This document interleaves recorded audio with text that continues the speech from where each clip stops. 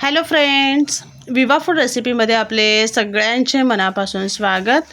गावी आलेली आहे आणि झाडावरनं मस्त ताज्या ताज्या शेवग्याच्या शेंगा काढून घेतलेल्या आहेत. छान सीजन आहे, त्याची मस्त आपण रेसिपी करणार आहोत. इथे बघा, आज आपण शेवग्याच्या शेंगा टाकून आमटी करणार आहोत. खूप छान टेस्टी होते, खायला मजा येते भाताबरोबर. मुगाची डाळ इथे 1 वाटी घेतलेली आहे. आता ह्याच्यामध्ये आपण शेंगा टाकून त्याची आमटी करायची. ती कशी करायची ते आपण बघणार आहोत. सगळ्यात पहिले आपण शेंगा ज्या आहेत ना त्या सोलून घ्यायच्या.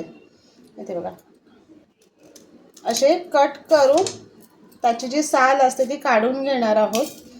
अशा पद्धतीने आपण सर्व शेंगा सगळ्यात पहिले सोलून घ्यायच्या. इथे बघा, अशा पद्धतीने शेंगा कट करून घेतल्या आणि 2 बटाटे इथे सोलून टाकलेली आहेत. छोट्या आकाराची बटाटी होती. आता ही डाळ, शेंगा आणि बटाटी चांगल्या 2 ते 3 पाण्यामध्ये स्वच्छ धुवून घेते.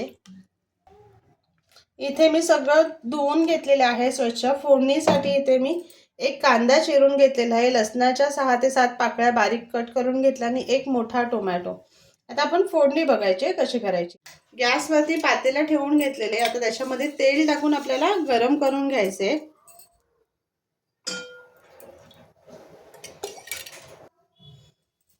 तेल चांगला गरम झाला की त्याच्यामध्ये लसूण टाकून घेऊया, कांदा आणि लगेचच टोमॅटो टाकून घेऊया. आता ह्याच्यामध्ये आपण मीठ टाकून घेऊया, जेणेकरून कांदा आणि टोमॅटो पटकन शिजलं जाईल. कांदा आणि टोमॅटो किती मस्त शिजलेला आहे बघू शकता तुम्ही. खूप छान सॉफ्ट झाला आहे, तेल सुद्धा छान सुटलेलं आहे. आता ह्याच्यामध्ये आपण ना बेसिक मसाले टाकून घेऊयात. आता ह्याच्यामध्ये 2 चमचा मसाला टाकून घेते. हळद टाकायची आहे आणि गोडा मसाला.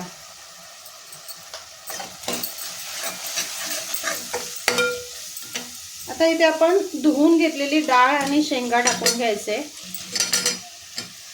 आणि छान मसाल्यामध्ये परतून घ्यायचे. मसाल्यामध्ये छान परतून झालेला आहे. आता ह्याच्यामध्ये आपण पाणी टाकून घेऊया.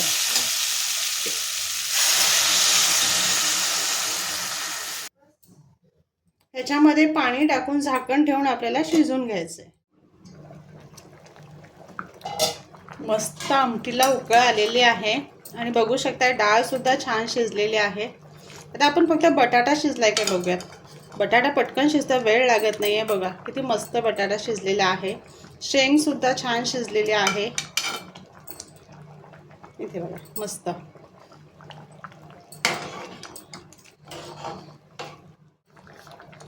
याच्यामध्ये आपण चवीप्रमाणे मीठ टाकून घेऊयात. भरपूर सारा कोथिंबीरचा वापर भरपूर करायचा. खूप छान असं चव येते आमटीला. हे बघा, मस्त गरमागरम आमटी आपली तयार झालेली आहे. भात आणि आमटी मस्त टेस्ट लागणार आहे.